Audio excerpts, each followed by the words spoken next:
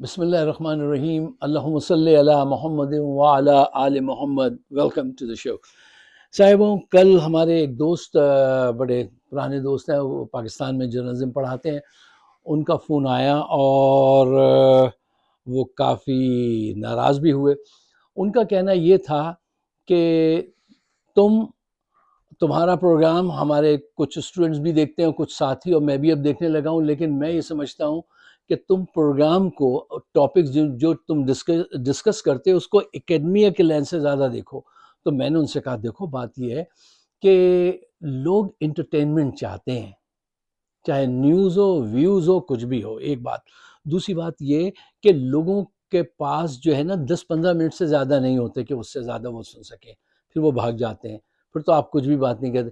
اس پہ وہ بہت ناراض ہو گئے کہ اچھا، اب تم بھی یہ سوچ رکھتے ہو کہ بس انٹرٹینمنٹ دو اور اپنی ویورشپ بڑھاؤ اور لوگوں کو سمجھاؤ سکھاؤ نہیں۔ میں نے کہا نہیں، یہ بات نہیں ہے۔ دیکھو، ایسے سوچو کہ جب آپ لمبی بات کریں گے تو لوگ بھاگ جائیں گے، تو وہ 2% بھی نہیں سمجھیں گے۔ اور آج کے دور میں نیوز کی اہمیت بہت ہے، اس لیے نیوز دیتے ہیں، لیکن ایک اچھے ویوز کے ساتھ میری تو پوری کوشش ہوتی ہے، لیکن ان کا مسلسل پریشر یہ تھا کہ نہیں، اس بات کی پرواہ مت کرو کہ کتنے لوگ دیکھتے ہیں، quality of the people are watching your show, تم اس کو ایسا کرو کہ اس کو بڑھاؤ اور اس کے اندر ایکیڈمک لینس سے ذرا دیکھو زیادہ۔ جب بھی میں نے یہ کوشش کی ہے، وہ پروگرام جو ہے وہ نیچے ہی آ گیا ہے۔ تو میں نے کہا تم میرا پروگرام بند کروانا چاہتے ہو؟ خیر، وہ بہت اچھے، بڑے لائق پروفیسر ہیں۔ اچھا، تو آج کا پروگرام ہو سکتا ہے آپ کو ذرا بور ہو جائیں، کیونکہ آج میں ان کے کہے پہ عمل کرنے والا ہوں۔ اچھا، پہلے میں ایک بات آپ سے کہتا ہوں، جو جلدی بھاگنے والے لوگ ہیں تو وہ جلدی سے یہ سنیں، اور جو حقائق ہیں، پھر اس کے بعد گہرائی میں اتریں گے کہ جو لوگ پولیٹکس سے دلچسپی رکھتے ہیں، ڈسکس کرتے ہیں پولیٹکس، وہ ان حقائق کو ذہن میں رکھیں، وہ میں ابھی بعد میں بتاؤں گا۔ اور پہلے یہ بات، ایک حقیقت آپ کے سامنے رکھنا چاہتا ہوں۔ دیکھو، آج پاکستانی جس بات سے بہت پریشان ہیں، دل گرفتہ ہے، میں لوگوں سے بات کرتا ہوں، احساس ہوتا ہے، وہ یہ کہتے ہیں کہ یہ جرنیل ہمیں بہت مہنگا پڑ رہا ہے، اور یہ شہباز شریف۔ کیوں؟ وہ کہتے ہیں تم منرلز بیچے دے رہے ہو، تم بندرگاہ بیچے دے رہے ہو، تم کہتے ہو ہم تمہارے کہنے پہ اسرائیل کو تسلیم کریں گے، تم کہتے ہو ہم افغانستان سے بھی جنگ لڑیں گے، تم کہتے ہو کہ ہم چین سے بھی الگ ہو جائیں گے، سب کچھ تمہارے کہنے پہ کریں گے ذل الہی، لیکن ہماری حکومت بس قائم رکھو۔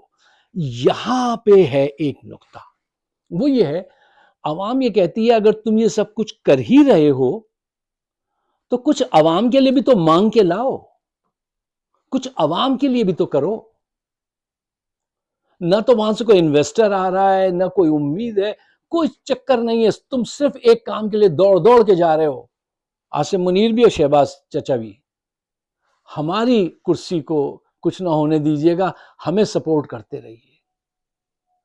بھائی، اگر تم اسرائیل کو تسلیم کرانا چاہتے ہو اور تمہارے اختیار میں یہ چیزیں ہیں، تو یار کوئی 2 پوائنٹ تو اسرائیلیوں کے، وہ فلسطینیوں کے حق میں بھی کروا لیتے، صرف 2 پوائنٹس۔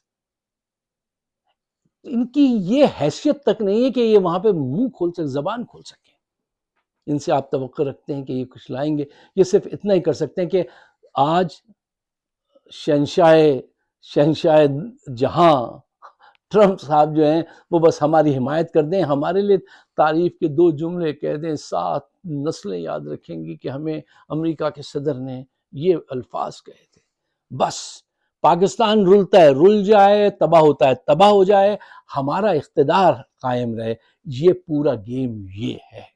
اس کے لیے لوگوں کو مارنا ہے، وہ ٹی ایل پی کے لڑکوں کو مار دیا، پتہ نہیں کتنی، کوئی کچھ تعداد بتاتا ہے، کوئی 100، کوئی 200، ان کو پرواہ نہیں ہے، یہ کہتے ہیں ہمیں جس کو خوش کرنا ہے اس کو ہم خوش کریں گے۔ تو یہ ہے حقائق۔ اچھا، اب آئیے دیکھیے، حقیقت پسندی سے جائزہ لیجئے کہ یہ پاکستان کے اندر سب کچھ کیا ہو رہا ہے اور کب تک ہوتا رہے گا۔ یہاں پہ کچھ حقائق ہیں جو آپ کو پسند نہیں آئیں گے، لیکن سن لیجئے۔ میں اکثر ایک لفظ استعمال کرتا ہوں کہ تبدیلی کیسے آئے گی، تو ایک صاحب پوچھ رہے تھے آپ لفظ انقلاب کہتے ہوئے کیوں شرماتے ہیں؟ تو میں نے ان سے کہا دیکھو، انقلاب تم نہیں لا سکتے. انقلاب اس ملک کی تقدیر میں مجھے لکھا ہوا نظر نہیں آتا. خدا کرے کہ آ جائے تو میں بہت خوش ہوں گا، لیکن مجھے نظر نہیں آتا. اس کی وجوہات کیا ہیں؟ دیکھیے، پاکستان کے مسائل جو ہے نا وہ دوسری قوموں بنگلہ دیش کی طرح نہیں ہیں، اس سے مختلف ہے. وہاں ایک قوم ہے، اور منیر نیازی نے غالباً یہ بات کہی تھی کہ ہم قوم تو نہیں، ہم تو لوگوں کا ہجوم ہے. یہاں پہ تو 4 صوبے ہیں، 4-5 قومیتیں ہیں، اور وہ قومیتوں میں آپس میں ایک دوسرے سے کچھ ان کا ملتا جلتا نہیں ہے. اور جب آپس میں ملتے ہیں تو کس نگاہ سے ایک دوسرے کو دیکھتے ہیں، آپ کو سب اندازہ ہو جائے گا کہ کون کس کے کتنا قریب ہے اور کتنے دور ہیں. ہم دور زیادہ ہیں، قریب کم ہیں. ہاں بھلے آپ نے ایک کلمہ پڑھا ہوا ہے، لیکن اس کی آپ کو کوئی قدر نہیں ہے اس کلمے کی. وہ تو صرف پاکستان بننے کی وقت تک ایک تھا، باقی اس کے بعد آ کے آپ نے اس کلمے کو تقریباً بھلا ہی دیا ہے. اچھا، اب دیکھیے ذرا ان حقائق کو پیش نظر رکھیے. پاکستان جب بنا تو ذرا دیکھیے کتنا عجیب و غریب ہے. ایک حصہ دوسرے حصے سے بہت کوسوں میل دور. پھر اس حصے نے، ہمارے حصے نے، بنگالیوں کے حقوق سلب کیے، ان کو اپنے سے کمتر سمجھا. اب وہ میں اکثر آپ کو بتاتا ہوں ایوب خان کیا کہتے تھے، فلاں کس نگاہ سے دیکھتا تھا. اب یہ ٹائم سیو کیجئے. ہم نے ان کے اتنے حقوق مارے، جب ان کی زبانی چھین لی. پہلے ان کی زبان چھینی کہ نہیں اردو بولو گے، زبردستی اردو بولو گے، تمہاری زبان ہے اس لیے. کمیونیکیشن کی زبان ہے، میں مانتا ہوں اچھی بات تھی، لیکن ان کی زبان کی بھی بڑی گرامر ہے. اب یہ ایک نئی بحث شروع ہو جائے گی. میرے کہنے کا مطلب یہ ہے کہ ملک کی تشکیلی کچھ ایسی تھی کہ وہ ہم قائم نہیں رکھ پائے. وہ اس صورت میں قائم رہتی کہ اگر لا الہ الا اللہ محمد رسول اللہ کا یہ جو جس نظریے پہ بنا تھا، یہ اگر بانڈ اسٹرانگ ہوتا نا تو یہ دونوں ساتھ رہ سکتے تھے. وہ اسٹرانگ رہا نہیں، ہم نے ان کی حقوق مارنے شروع کر دیے.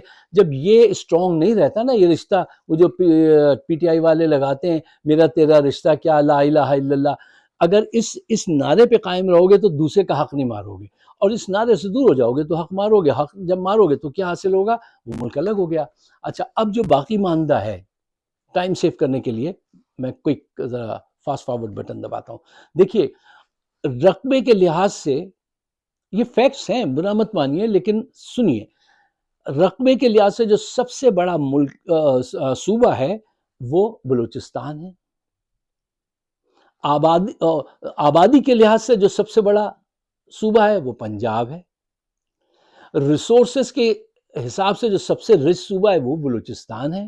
بلوچستان کے ساتھ آپ کا کیا طرز عمل ہے؟ مسلسل جب سے گیس نکلی ہے وہاں کے سارے منرلز ہم چراتے ہیں، کھاتے ہیں، ٹھیک ہے نا. وہاں کا جو وڈیرا ہوتا ہے وہ ہمیشہ بڑی رقم لے کے جو ہے وہ لوگوں کے جو حقوق ہیں ان کو دلوانے کے ایفرٹ چھوڑ دیتا ہے، اور کہتا ہے بس میرا تو ہو رہا ہے نا، میری تو جائیدادیں ہر جگہ بن رہی ہیں. اور وہاں کے نوجوانوں کو ہم اغوا کر لیتے ہیں جو اپنا حق مانگتے ہیں، ان کو ہم پہاڑوں پہ سے دھکا دے دیتے ہیں. ان کی مائیں آ کے اسلام آباد میں بیٹھتی ہیں تو ٹھنڈ کی رات میں ہم ان پہ ٹھنڈا پانی پھینکتے ہیں. یہ لوگ کیسے انقلاب لائیں گے؟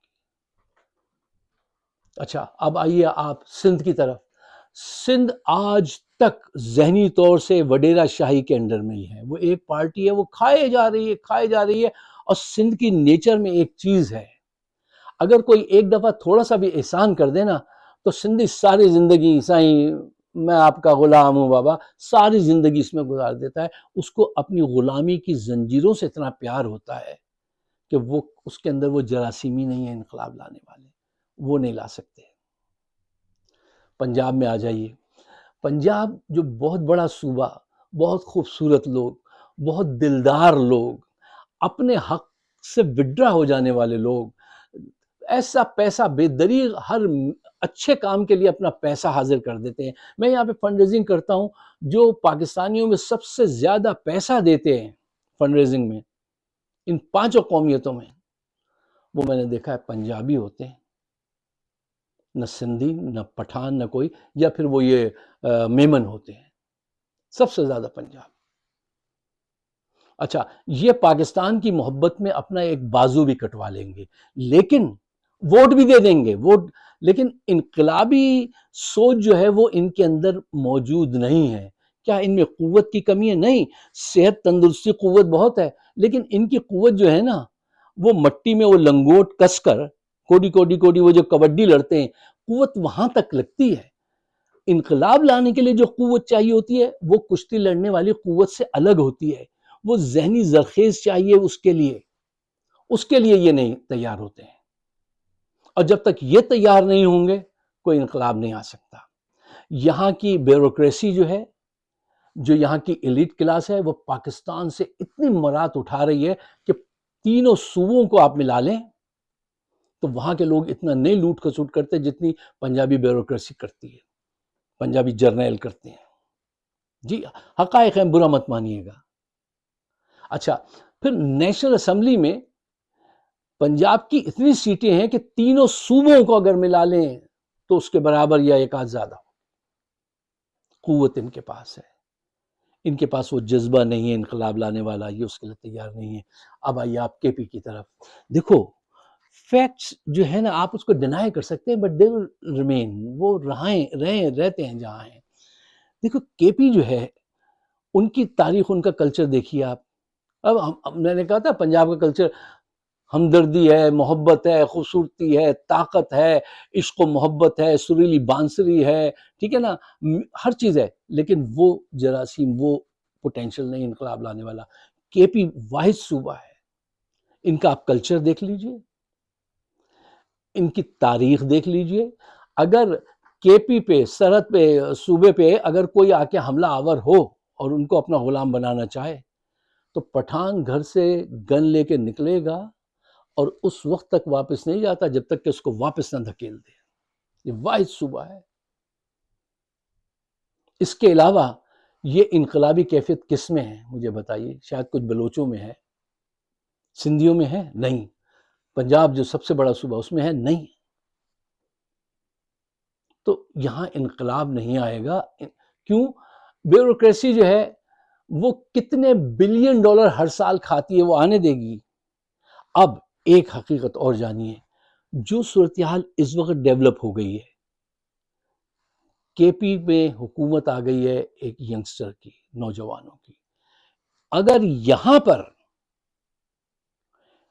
ان حاکموں نے، ان جرنیلوں نے ان کے پاس جا کے شب خون مارا، یہ ٹرننگ پوائنٹ ہوگا پاکستان کا۔ بنگال میں یہ کیا تھا نا بنگلہ دیش کے ساتھ کہ ان کی اسمبلی وہ کر دی تھی۔ یہاں سازشوں سے بھی اگر تم نے کرنے کی کوشش کی تو یہ ملک نہیں رہے گا۔ یہ بات لکھ لیں آپ۔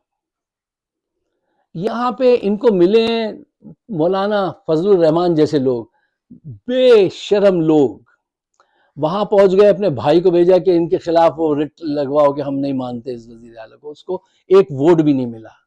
یہ پیپلز پارٹی، اس کا گورنر، وہ کیا نام ہے ان کا، ایسے بے شرم لوگ، ان کو وہاں کے پی میں لوگ ریجیکٹ کر چکے ہیں۔ اگر حکومت نے اس بات کی کوشش کی کہ اس اسمبلی کو چلتا کرا دیں یا سازشوں کے جال بنیں، وہ اتنے پولیٹیکلی سیوی لوگ ہیں کہ وہ تمہیں یہاں پہ قدم رکھنے نہیں دیں گے، اور تم رکھنے کی کوشش کرو گے تو تم مشکل میں آؤ گے، پورے پاکستان کو مشکل میں ڈال دو گے۔ اچھا، یہی قوت جو آج کے پی کے جوانوں کو حاصل ہوئی ہے میرے دوستوں، اس کو پنجاب لے کے چلو، اس کو پنجاب لے کے چلو، اور پنجاب میں بھی ہر سطح پہ یہ جو جین زی کے لوگ ہیں، ان کے ہاتھ میں حکمرانی دو، ان کے ہاتھ میں پوزیشن دو، پارٹی پوزیشن دو، ان کے ہاتھ میں دو۔ یہ جو ہے نا بیرسٹر گوہر اور فلانے یہ سب کمپرومائز بزدل لوگ ہیں۔ سیاست بزدل لوگوں کا کام نہیں ہوتا۔ ان سے جتنے پارٹی لیڈر ہیں ان سے عہدے واپس لو، جین زی کے لوگوں کو دو، اور ان سے تعلقات ایسے خوشگوار رکھو کہ یہ چیز، یہ سوچ وہاں پیدا ہو جائے پنجاب میں۔ وہ پاکستان کی بقا ہے، وہ پورے ملک کی بقا ہے۔ بلوچستان کے عوام کے لیے ہر پاکستانی کو چاہیے کہ آواز اٹھائے۔ مجھ سے ایک دن ایک صاحب پوچھے تم بلوچی تو نہیں ہو؟ میں نے کہا نہیں، میں بلوچی ہوں، اگر تم کہتے ہو تو میں بلوچی ہوں، بلوچوں کے حقوق کے لیے میں بلوچی ہوں۔ سندھیوں کے حقوق کے لیے میں سندھی ہوں، پنجابیوں کے حقوق کے لیے میں پنجابی ہوں. جس کا بھی حق مارو گے تم نے میرا حق تو مار لیا، میں تو یہاں آ گیا، ٹھیک ہے چلو مجھے اللہ نے بہت کچھ دے دیا، اب معاف، بھول جاؤ. لیکن میں کسی دوسرے کا حق اب تم مارو گے تو نہیں مانوں گا، اس کے لیے میں لڑوں گا تم سے. یہی سوچ اگر ہم ہر طرف پیدا کر لیں تو انشاءاللہ پاکستان جو ہے وہ سرخرو ہو سکتا ہے. اور یہ بیہودہ لوگ جو جا کے کہتے ہیں منرلز لے لو، بندرگاہ لے لو، اس کو بھی مان لیا، اس سے بھی لڑ لیں گے، ان سے گزارش کرو کچھ پاکستان کے لیے بھی تو کرو. صرف جوتا پالش کرو گے، اپنی سیٹ پکی کراؤ گے، چلو کراؤ، لیکن اس ملک کے عوام کے لیے بھی تو کچھ کرو. جتنی توجہ انہوں نے ان مسائل کی طرف دی ہوئی ہے، اگر اتنی توجہ پاکستان پہ دی ہوتی تو معیشت بہتر ہوتی، لوگوں کے حالات بہتر ہوتے. کرپٹ لوگوں کو سامنے رکھ کے یہ حکومت کر رہے ہیں اور چاہتے ہیں کہ رزلٹ وہ نکلیں جو یہ چاہتے ہیں. ایسا کبھی ہوا نہیں.